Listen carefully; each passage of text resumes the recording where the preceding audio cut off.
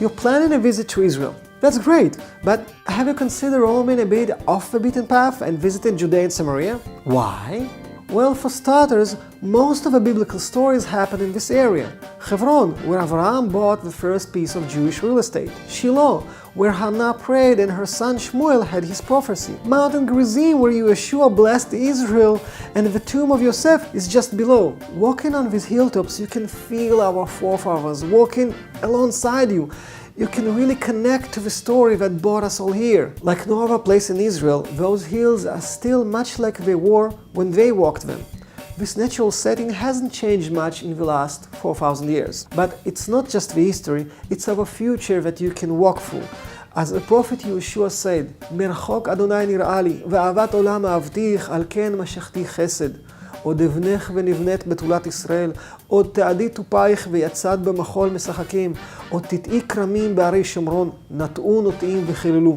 Seeing the grapevines and tasting the award-winning wines is nothing short of a spiritual experience. But now, you're probably thinking, isn't all this dangerous? Well, the short answer is no. Let me explain to you a few simple facts, which you probably won't get on CNN.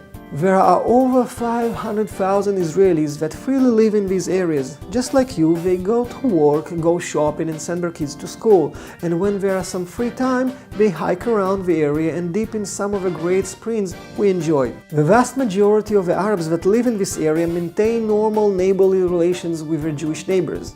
A lot of them work with the Jews. It would be probably fair to say that most Arab neighborhoods in Europe are much less friendly than your typical Arab village here.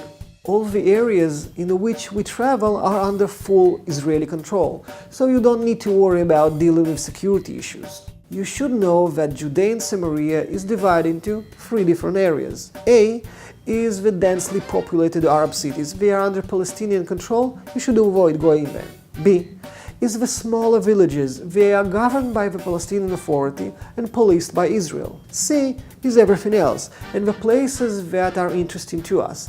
They are governed and controlled fully by Israel. You don't have to worry about knowing these areas, you just need to keep a few simple rules.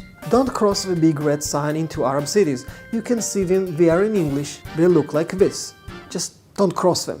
Set your ways to avoid high-risk areas and AB territories, like this.